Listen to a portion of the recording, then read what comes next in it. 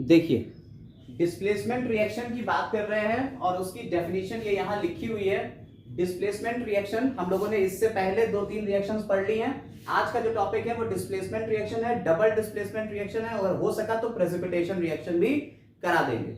जरा देखिएगा डेफिनेशन क्या है। Those reactions in which a more active element displaces a less active element, यानी कि ज्यादा एक्टिव वाला एलिमेंट लेस एक्टिव एलिमेंट को क्या करेगा, डिस्प्लेस कर देगा, अपनी जगह से हटा दे, फ्रॉम इट्स कंपाउंड, अपने कंपाउंड से, फ्रॉम इट्स कंपाउंड। ऐसी रिएक्शंस क्या कहलाएंगी, डिस्प्लेसमेंट रिएक्शन कहलाएंगी।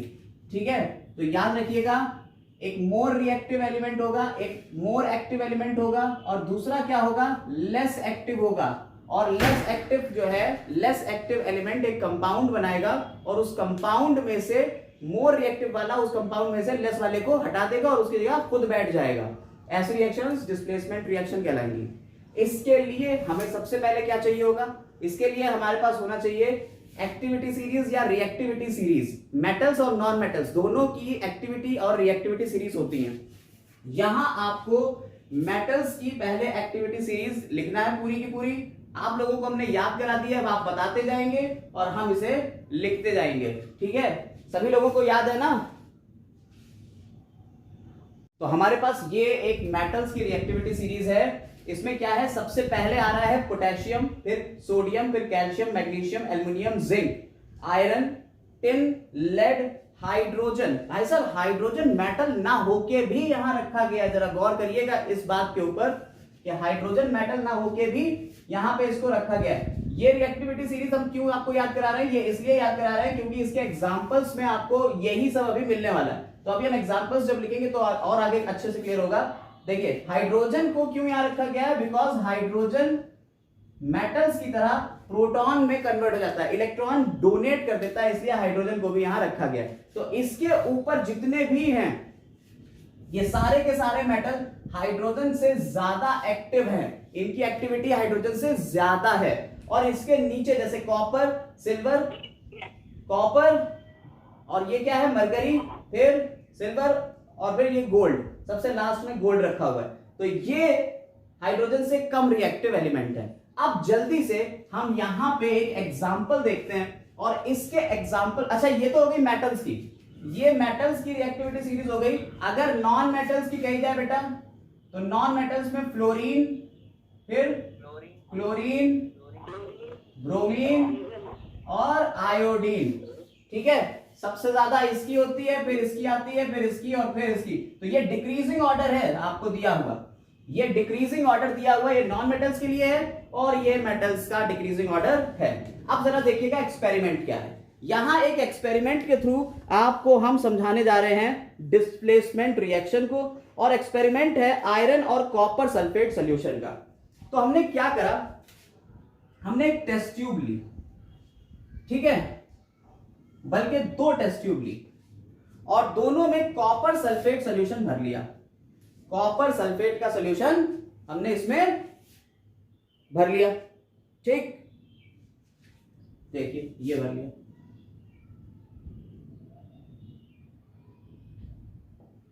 कॉपर सल्फेट का फॉर्मूला क्या होता है बेटा, जल्दी से कोई बताएगा।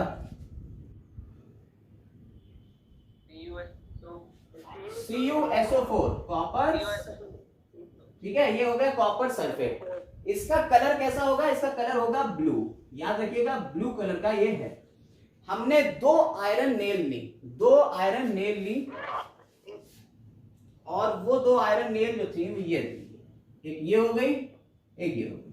ठीक, इन दोनों को हमने साफ कर लिया और इसमें से एक आयरन नेल को उठाया और एक टेस्ट ट्यूब में हमने धागे से बांध के और लटका दिया। तो यहां एक आयरन का नेल को हमने धागे से बांध के लटका दिया, ये लटकी हुई, और इसके ऊपर हमने कॉर्क लगा दिए, इसके ऊपर हमने कॉर्क लगा दी ताकि ये गिरे ना इसमें, ये। ठीक, ऐसे ही यहां भी हमने कॉर्क लगा दी ताकि कोई अंदर और रिएक्टेंट ना जाए। ठीक है, अब हमने इसको ऑब्जर्व करना शुरू करा। अब देखा कि भाई यहां क्या हो रहा है। थोड़ी देर बाद ये जो टेस्ट ट्यूब ए है और ये टेस्ट ट्यूब बी है, थोड़ी देर बाद टेस्ट ट्यूब ए का कलर जो है वो चेंज हो जाएगा, टेस्ट ट्यूब ए का कलर जो है वो चेंज हो जाएगा और लाइट ग्रीन कलर में ये चेंज हो जाएगा। इसका कलर कैसा हो जाएगा बेटा? लाइट ग्रीन कलर का हो जाएगा और इसके ऊपर कोई फर्क नहीं पड़ेगा। और यहां जो ये होगी आपकी आयरन नेल, ये जो आयरन की कील है, इस नेल को हम जब देखेंगे तो पता चलेगा कि ये रेडिश ब्राउन कलर की हो गई है। ठीक, तो यहां क्या हुआ होगा? रिएक्शन कुछ इस तरीके से हुई होगी, देखिएगा रिएक्शन कैसे हुई होगी। रिएक्शन में आयरन का रिएक्शन हुआ होगा कॉपर सल्फेट से, आयरन का रिएक्शन कॉपर सल्फेट से हुआ होगा। अब जरा आप इस रिएक्टिविटी सीरीज में देखिए, आयरन ऊपर है और कॉपर नीचे है, आयरन ऊपर है और कॉपर नीचे, तो आयरन कॉपर से ज्यादा रिएक्टिव है, आयरन जो है वो कॉपर से ज्यादा रिएक्टिव है। ये देखिए डिक्रीजिंग ऑर्डर है, तो ये ज्यादा रिएक्टिव हुआ, ये कम रिएक्टिव हुआ। तो आयरन क्या करेगा? कॉपर को डिस्प्लेस कर देगा। आयरन क्या करेगा बेटा? कॉपर को डिस्प्लेस कर देगा और यहां आयरन सल्फेट बन जाएगा और कॉपर अलग निकल जाएगा। तो ये जो कॉपर का कलर ब्लू था, ये ब्लू कलर कैसा हो जाएगा? लाइट ग्रीन कलर में चेंज हो जाएगा और कॉपर प्रेसिपिटेट हो जाएगा। समझ में आई बात या नहीं? कॉपर अलग हो जाएगा, कोई दिक्कत नहीं है। तो ये जो कलर हुआ चेंज, ये आपको समझ में आ गया। ठीक, इस सॉल्यूशन का कलर क्यों चेंज हो गया और ऐसे ही इसका कलर क्यों चेंज हो गया आयरन नेल का, क्योंकि नेल के अंदर से लोहा निकल के सब इसमें मिल गया, आयरन इसमें मिल गया। क्लियर है? इसलिए इसका नेल का भी कलर चेंज हो गया। ठीक, ये ब्राउनिश कोटिंग इसके ऊपर आ गई। इसके ऊपर कैसी कोटिंग आ गई बेटा? Brownish coating. क्लियर? और जो दूसरी वाली नेल थी वो बिल्कुल फ्रेश थी, क्योंकि उसको तो इसमें डाला ही नहीं गया था, वो बिल्कुल फ्रेश रही। क्लियर? ये एक्सपेरिमेंट समझ में आया या नहीं आया? Yes sir. ऐसे ही अब दो चार रिएक्शन और देख लेते हैं। इससे पहले भी हम लोगों ने कुछ रिएक्शन जो पढ़ी थी अपने प्रीवियस क्लास में, उसमें हमने एक रिएक्शन बताई थी। हमने बताया था जिंक को H2SO4 के सॉल्यूशन में डालते हैं, डाइल्यूट हाइड्रोक्लोरिक एसिड में डालते हैं, तो क्या बनता है बेटा? अब देखिए, हाँ अब देखिए यहां हो क्या रहा है। जिंक जो है वो ज्यादा रिएक्टिव है हाइड्रोजन से, जिंक हाइड्रोजन से ज्यादा रिएक्टिव है, तो वो क्या करेगा? हाइड्रोजन को डिस्प्लेस कर देगा और खुद बैठ जाएगा Zn के SO4 के साथ में। ये हो गया ZnSO4 और हाइड्रोजन गैस की फॉर्म में निकल गई। क्लियर?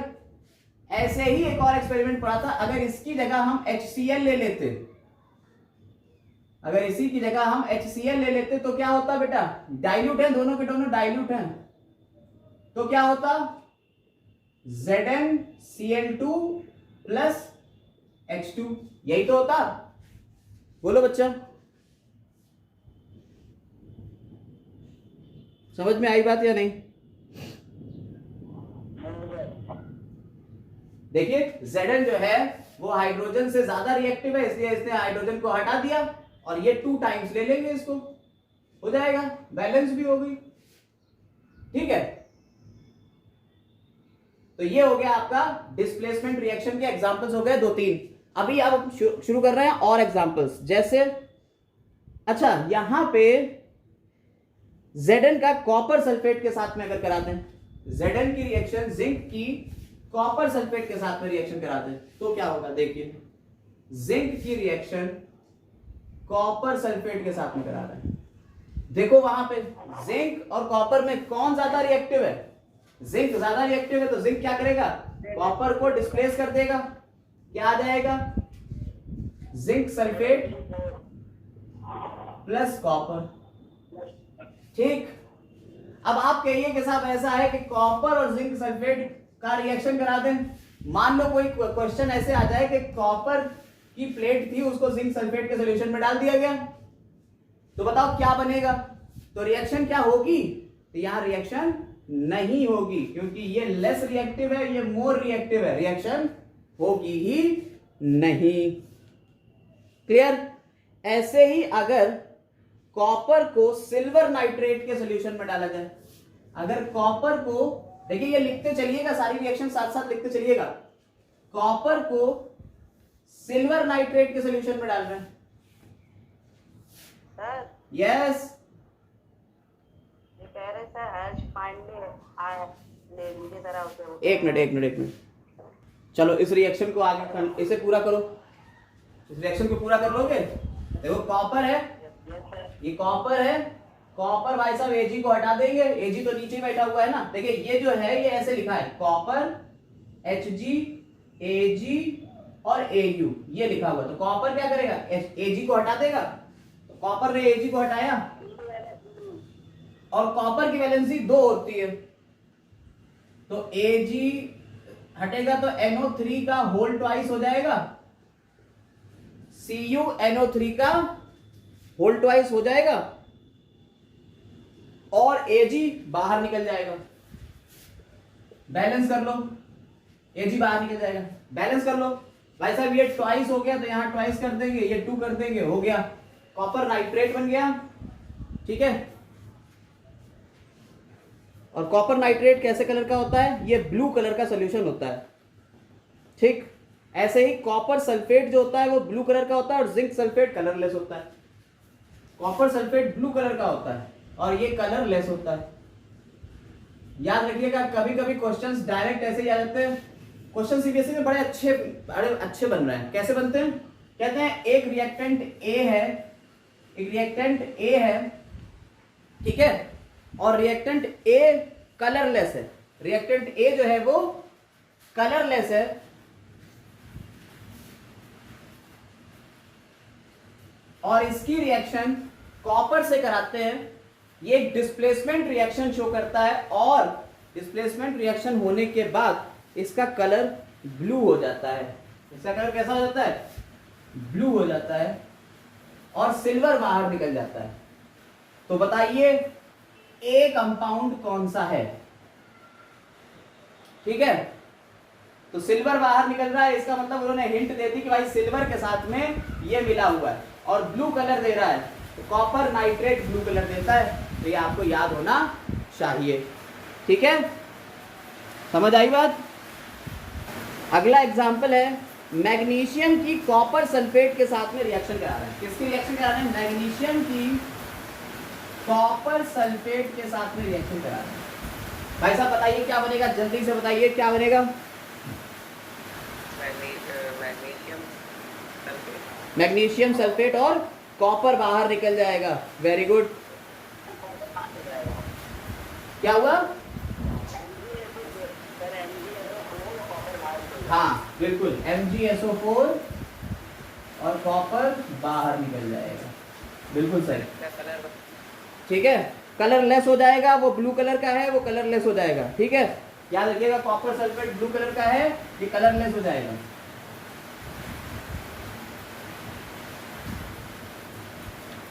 ठीक, चलो एक और रिएक्शन बताओ। अच्छा, लेड की कॉपर क्लोराइड से करते हैं, लेड की कॉपर क्लोराइड से कर रहे हैं रिएक्शन। लेड है Pb, इसकी रिएक्शन कॉपर क्लोराइड से कर रहे हैं।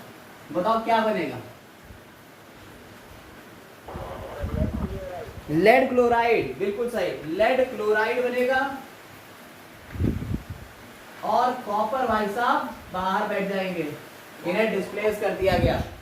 ठीक है, एक और रिएक्शन बताइए, मेटल्स की लास्ट रिएक्शन है। सोडियम भाई साहब का रिएक्शन हो रहा है, सोडियम भाई साहब रिएक्शन कर रहे हैं वाटर के साथ में।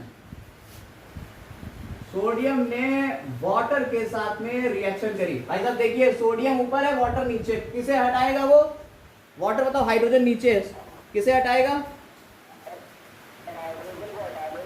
हाइड्रोजन को हटा देगा।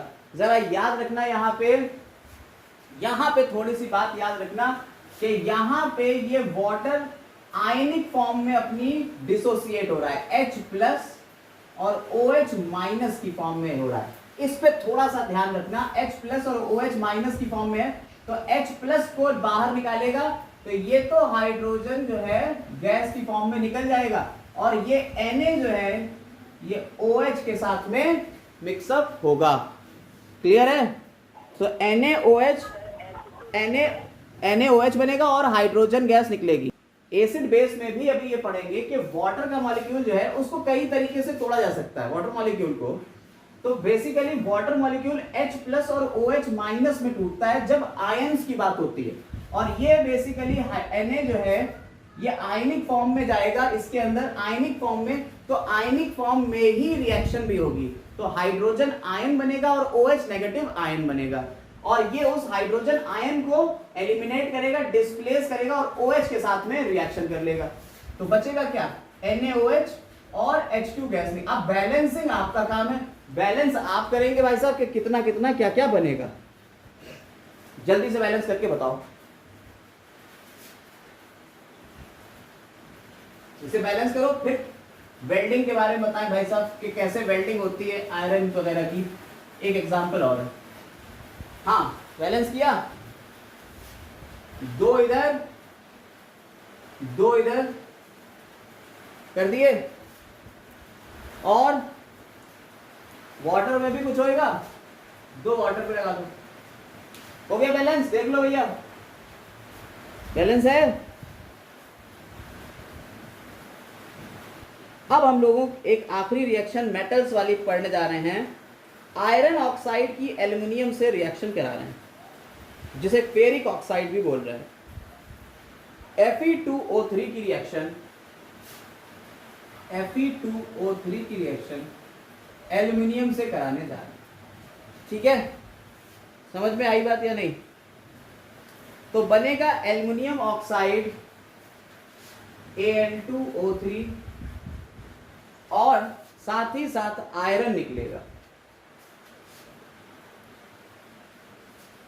ये क्या है? फेरिक ऑक्साइड है। क्या है बेटा? फेरिक ऑक्साइड या आयरन थर्ड ऑक्साइड।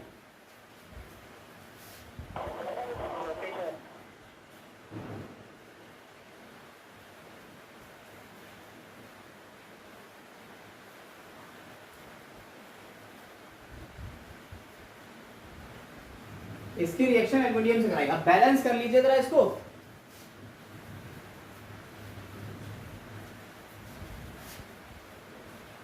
और ये एल्युमिनियम ऑक्साइड बन गया, आयरन अलग निकल गया। और ये जो आयरन निकला ना बेटा, ये लिक्विड फॉर्म में निकला है, गला हुआ है। होता क्या है, रिएक्शन कुछ इस तरीके से होती है कि फेरिक ऑक्साइड के साथ में आयरन, इसके एल्युमिनियम के पाउडर को लेके गर्म करते हैं, और गर्म करने पे ये दोनों रिएक्शन करते हैं। एल्युमिनियम ज्यादा है आयरन से, एल्युमिनियम ज्यादा एक्टिव है आयरन से, इसलिए एल्युमिनियम आयरन को हटा देगा, एल्युमिनियम आयरन को डिस्प्लेस करेगा और एल्युमिनियम ऑक्साइड बना देगा। जो आयरन है ये मोल्टन आयरन निकलेगा, पिघला हुआ है। ये इतनी तेज रिएक्शन होगी, गर्म रिएक्शन। बेसिकली जितनी भी डिस्प्लेसमेंट रिएक्शन होती हैं, याद रखिएगा ज्यादातर डिस्प्लेसमेंट रिएक्शन कैसी होती है? एक्सोथर्मिक। कैसी होती है बेटा? एक्सोथर्मिक। एक्सोथर्मिक का मतलब होता है इसमें से हीट बाहर निकलेगी, और अगर हीट बाहर निकल रही है तो भाई साहब बहुत गर्म चीज, तो लोहा पिघल जाएगा। तो क्या करते हैं हम, जब कभी रेलवे ट्रैक्स की बात आती है और रेलवे ट्रैक्स में कहीं क्रैक आ जाता है, मान लीजिए रेलवे ट्रैक में कहीं क्रैक आ गया है, तो इस रिएक्शन का यूज करके हम यहाँ आयरन को पिघला के डाल देते हैं और वो इसमें फिलअप हो जाता है। समझ में आई बात या नहीं? तो वेल्डिंग में इसका यूज किया जाता है। ठीक है, समझ आ रही है बात? ऐसी वेल्डिंग को कहते हैं थर्माइट वेल्डिंग।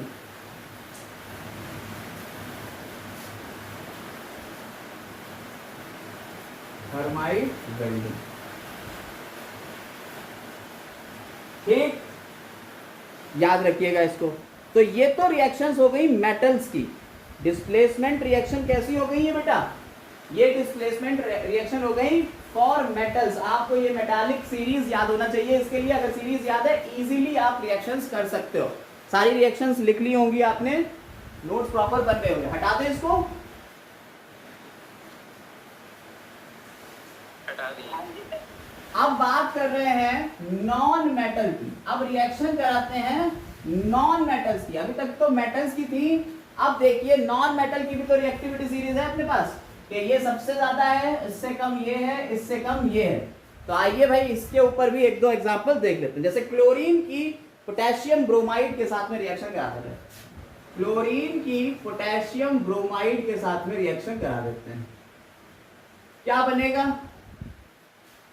क्या बन जाएगा बेटा?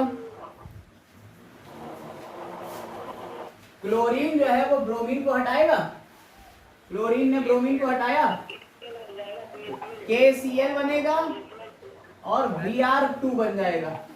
अब इसे बैलेंस करना है, बैलेंस आप करेंगे, KCl और Br2, ब्रोमीन गैस बन जाएगा और ये एक्वस सोल्यूशन है, एक्वस है सोल्यूशन, ये गैस है, ये एक्वस सोल्यूशन है और ये गैस है। बैलेंस आप करेंगे, बैलेंस करके जल्दी से बताइए कितना कितना किसके साथ मल्टीप्लाई हो, क्या करा जाए? 2 KCl और 2 KBr। गुड। नेक्स्ट रिएक्शन हम करा रहे हैं क्लोरीन की पोटेशियम आयोडाइड के साथ में। पोटेशियम आयोडाइड के साथ में क्लोरीन की रिएक्शन करा रहे हैं, बताओ क्या बनेगा जल्दी से?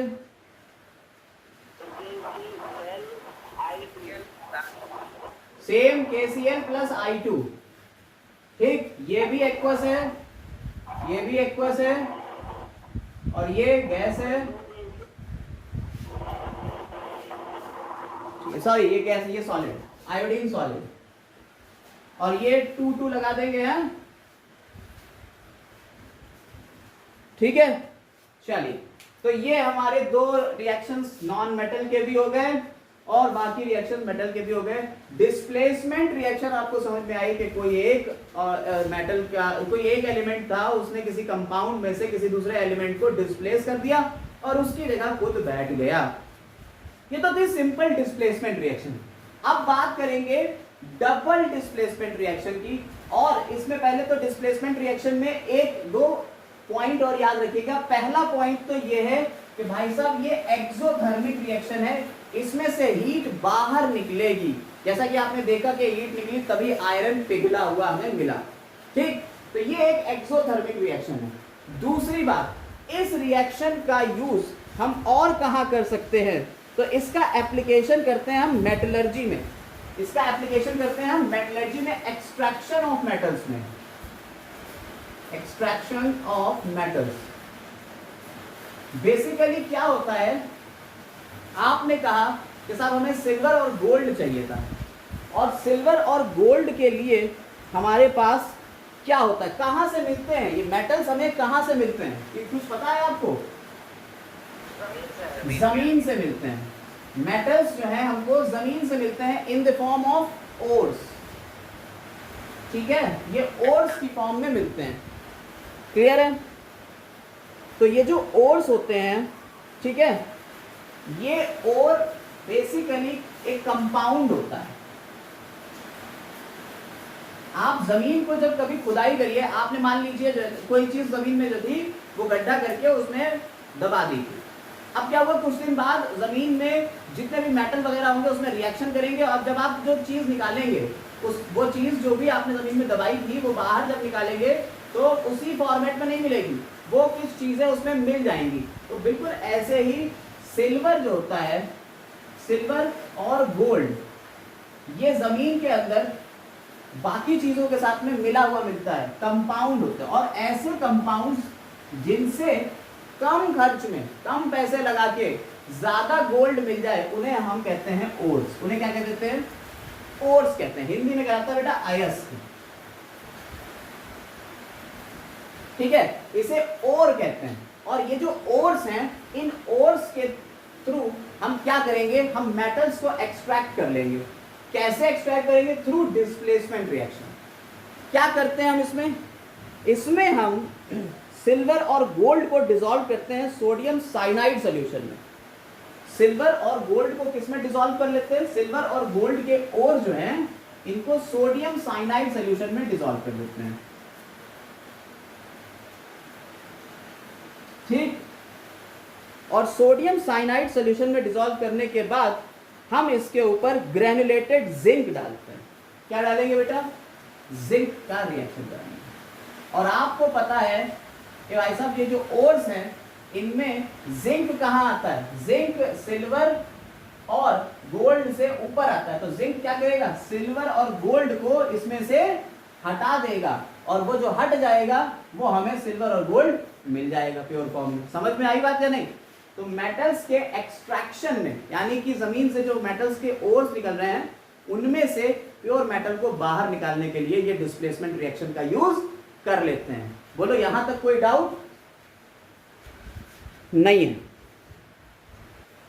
देखिए यहां कह रहे हैं डबल डिस्प्लेसमेंट रिएक्शन का मतलब है इसमें एक अगर दूसरे करेगा तो दूसरा पहले को करेगा, एक्सचेंज होगा, दोनों का एक्सचेंज होगा। पहले में क्या हो रहा था, वो पूरी तरह से डिस्प्लेस कर रहा था, अब एक्सचेंज होगा, एक दूसरे के बीच में होगा। तो इसको दो तरीके से डिफाइन कर सकते हैं। पहला तो है those reactions in which two different atoms और ग्रुप ऑफ एटम्स, या तो दो डिफरेंट एटम हो या ग्रुप ऑफ एटम्स हो, यानी दो तीन हो सकते हैं, जैसे Na हो गया, OH हो गया, ये ग्रुप ऑफ एटम हो गया। आर एक्सचेंज होंगे, एक दूसरे के बीच एक्सचेंज होगा, यानी एक उसको मिलेगा तो दूसरा इसको मिलेगा, एक्सचेंज होगा। अगर ऐसा हो रहा है तो इसे करेंगे double displacement reaction. Those reactions in which two different atoms or group of atoms exchanged are called double displacement reaction। ये तो हो गया नॉर्मल एटम्स के बेसिस पे। अगर आयन के बेसिस पे आए बात, तो those reactions in which two ionic compounds in the solution react by exchange of their ions। अगर आयनिक कंपाउंड की बात हो रही है तो exchange of their ions, एक तरफ से पॉजिटिव चार्ज उसको मिला, दूसरा उधर से पॉजिटिव चार्ज इधर आ गया, ठीक है। तो exchange of their ions to form new compounds are called double displacement reaction। Clear? तो ये तो हो गया आपकी डेफिनेशन, ये आपने लिख ली है। अब इसका एग्जांपल देखिए, अब इसका एग्जांपल देखते हैं। देखिए क्या होता है, हम BaCl2 यानी बेरियम क्लोराइड का एक सोल्यूशन लेते हैं और सोडियम सल्फेट का एक सोल्यूशन लेते हैं। इन दोनों को हम मिक्स करते हैं और ये दोनों के दोनों सोल्यूशन जो हैं ये कलरलेस हैं, ठीक है। हमने एक टेस्ट ट्यूब के अंदर हमने बेरियम क्लोराइड लिया और सोडियम सल्फेट लिया, ठीक। ये पहले करा चुके हैं हम, पिछली रिएक्शंस अगर आप देखेंगे मेरे पिछले लेक्चर्स में तो हम ये करा चुके हैं। एक में लिया हमने बेरियम क्लोराइड और दूसरे में लिया हमने सोडियम सल्फेट और इसको इसमें मिला दिया। जैसे ही हम इनको मिलाते हैं तो बनता है BaSO4। ये व्हाइट कलर का पीपीटी बनाता है। कैसा होता है? व्हाइट कलर का प्रेसिपिटेट बनाता है। पीपीटी मतलब प्रेसिपिटेट बनाता है। और जो बचता है वो क्या है? सोडियम क्लोराइड का सोल्यूशन NaCl। यानी कि अब क्या होगा कि जब इसको मिला देंगे तो यहां जो है NaCl होगा और व्हाइट कलर का प्रेसिपिटेट बन चुका होगा, वो कौन होगा? BaSO4। क्लियर है? तो ये रिएक्शन आपकी है, ये रिएक्शन इसकी होगी। एक्सपेरिमेंट समझ में आ गया? कोई दिक्कत तो नहीं इसमें? ठीक। अब एक और रिएक्शन लिखवा रहे हैं, reaction between silver nitrate solution and sodium chloride solution. देखिए ये हटा दें, reaction between silver nitrate and sodium chloride. देखिए सिल्वर नाइट्रेट AgNO3 और सोडियम क्लोराइड NaCl। क्या बनेगा? AgCl बन जाएगा और NaNO3 बन जाएगा। एक्सचेंज हो रहा है AgCl और NaNO3।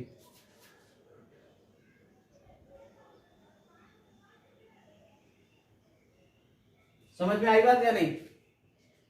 और AgCl जो सिल्वर क्लोराइड है ये भी व्हाइट कलर का पीपीटी बनेगा। ये भी कैसा होगा? व्हाइट पीपीटी होगा। भैया रिएक्शंस याद रखिएगा, रिएक्शंस पे कतई कंफ्यूजन मत पालिएगा, रिएक्शंस दिमाग में रखिएगा। ये कलरलेस है और ये व्हाइट कलर का पीपीटी बन जाएगा, ठीक। इसमें क्या हुआ? आयंस एक्सचेंज हो गए। इसमें आपको आयंस एक्सचेंज होते हुए दिख रहे हैं, ठीक है। ये देखिए Ag+ और NO3- ठीक, यहाँ क्या हुआ, Na प्लस और Cl माइनस, तो Na जो था वो इसके साथ में आ गया और Ag जो था वो इधर आ गया। देखिए आयंस एक्सचेंज हुए और नए कंपाउंड बने, इस वजह से इसे क्या कह दिया हमने, डबल डिस्प्लेसमेंट रिएक्शन। ठीक, अब अगर एक और रिएक्शन लिखी जाए भाई एग्जांपल में, कॉपर सल्फेट की अमोनियम हाइड्रोक्साइड के साथ में, ये हटा दें, कॉपर सल्फेट की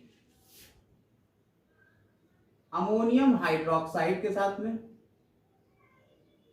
तो क्या बनेगा, बताएगा कोई?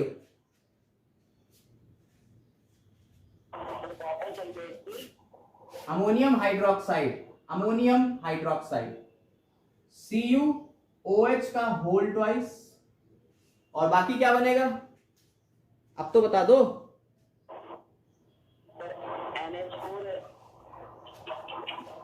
देखिए देखिए जरा समझिएगा, ये आयंस की फॉर्म में है, कॉपर के ऊपर 2 प्लस आयन होता है और सल्फर के ऊपर 2 माइनस का होता है, यही तो होता है। ऐसे ही इसके ऊपर NH4 के ऊपर 1 प्लस होता है और OH के ऊपर 1 माइनस होता है। ठीक, अब एक्सचेंज होगा तो क्या होगा, NH4 इसके साथ में आ जाएगा और ये भाई साहब इधर चले जाएंगे। अगर कॉपर इसकी जगह लेगा तो यहां कॉपर लिख दें, लेकिन कॉपर के ऊपर तो 2 प्लस है और यहां 1 माइनस है, तो इसलिए इसका ट्वाइस लगा दिया। ऐसे ही यहां क्या आ गया, NH4 इसके ऊपर 1 प्लस है, लेकिन यहां तो 2 है, तो NH4 का ट्वाइस आ गया। नहीं समझ आई बात? समझ में आई बात या नहीं? तो यहां क्या बनेगा, NH4 का whole twice SO4, ammonium sulphate, और ये कॉपर हाइड्रोक्साइड। ठीक, कॉपर हाइड्रोक्साइड जो होता है ये ब्लूइश व्हाइट पीपीटी है। ये कैसा है, ब्लूइश व्हाइट पीपीटी। ठीक, तो यहां आयंस एक्सचेंज हुए और एक नया कंपाउंड बन गया, तो ये हो गई डबल डिस्प्लेसमेंट रिएक्शन। ये लिख लीजिएगा, कॉपर हाइड्रोक्साइड क्या है, ब्लूइश व्हाइट पीपीटी है। ठीक, एक और एग्जांपल देख लें, सिल्वर क्लोराइड की अमोनियम हाइड्रोक्साइड के साथ में रिएक्शन, सिल्वर क्लोराइड की अमोनियम हाइड्रोक्साइड के साथ में, sorry aluminium chloride, aluminium chloride की अमोनियम हाइड्रोक्साइड के साथ में, बताएगा कोई क्या बनेगा? कोई ज्यादा टफ थोड़ी है। देखो Al है, एल्युमिनियम के साथ में क्लोरीन लगा, देखो एल्युमिनियम जो है इसके साथ में 3 क्लोरीन लगे, क्लोरीन एक नेगेटिव चार्ज होता है, ऐसे ऐसे 3 लगे, इसका मतलब इसके ऊपर 3 प्लस का चार्ज होगा। समझ में आई बात या नहीं? इसके ऊपर 3 प्लस चार्ज होगा, तभी तो इसके साथ में 3 क्लोरीन ऐड थे। और इधर इनके पास क्या होगा, ये तो बड़ा मासूम है, प्लस का 1 है और OH का 1 है, ये माइनस का। अब इनके बीच जब आयन एक्सचेंज होंगे तो क्या होगा, ये इधर जाएगा, ये इधर जाएगा। ठीक, तो NH4 तो Cl के साथ में मिल जाएगा, बहुत खुश रहेंगे दोनों बैठ के, NH4 Cl हो जाएगा। और यहां क्या होगा, Al के साथ में जब OH जुड़ेगा तो Al के पास तो 3 प्लस के हैं और OH एक ही है, तो OH के कितने लग जाएंगे, 3 लगेंगे, तभी तो होगा। क्या बनेगा, Al OH का whole thrice plus NH4 Cl। ठीक, तो ये जो भाई साहब एल्युमिनियम हाइड्रोक्साइड बना, ये भी व्हाइट पीपीटी है, ये भी व्हाइट पीपीटी है। भाई साहब आपको पीपीटी की रिएक्शंस मिलती चली जा रही हैं, यहां से लेके हमारे पिछले लेक्चर्स में सब में आपको पीपीटी खूब मिला है। तो अगर हमारी पीपीटी की यानी प्रेसिपिटेशन रिएक्शन जब हम लिखेंगे तो आपसे ही पूछेंगे, हम कुछ नहीं बताने वाले हैं, सारी चीजें सारी रिएक्शंस आप बताएंगे। तो ये एक रिएक्शन हो गई, समझ में आई बात या नहीं? ये वाली रिएक्शन समझ में आ गई? ठीक, 2 रिएक्शंस और लिख लीजिए, फिर उसके बाद अपना दूसरा क्लास करिए आप।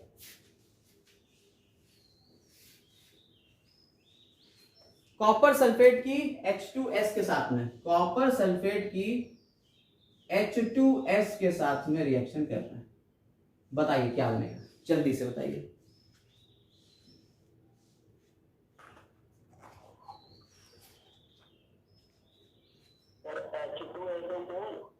H2SO4, ठीक है।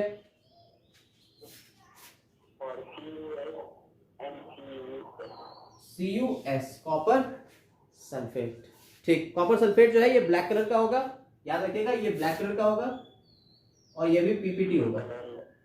अच्छा, पीपीटी के लिए एक बात और बताते हैं, जब कभी प्रेसिपिटेट लिखते हैं तो भाई साहब हम यहां ऐसे एक एरो लगा देते हैं डाउनवर्ड, तो ये बताता है कि भाई साहब प्रेसिपिटेट बन रहा है, ठीक है। तो डाउनवर्ड एरो लगा देते हैं। रिएक्शन लिखिएगा एक और, NaOH की HCl से, NaOH की HCl से। अब इससे ज्यादा इजी नहीं हो सकता ना, दुनिया का सबसे इजी क्वेश्चन है ये। Cl plus H2। ठीक, तो आपका यहां तक हमने डबल डिस्प्लेसमेंट रिएक्शन पूरा कर दिया है, ठीक। तो उम्मीद कर रहे हैं आपको लेक्चर पूरी तरह से समझ में आया होगा, सारी बातें क्लियर हो चुकी होंगी। अगर कोई भी चीज में किसी भी तरीके का कोई डाउट हो तो आप नीचे कमेंट सेक्शन में लिख के हमसे पूछ सकते हैं। और अगर आपको यहां तक चीजें सारी समझ में आ गई हैं तो आप वीडियो को लाइक, शेयर और सब्सक्राइब का ऑप्शन आपके पास रहता है, ये जरूर से कर दीजिएगा। Have a nice day, thank you.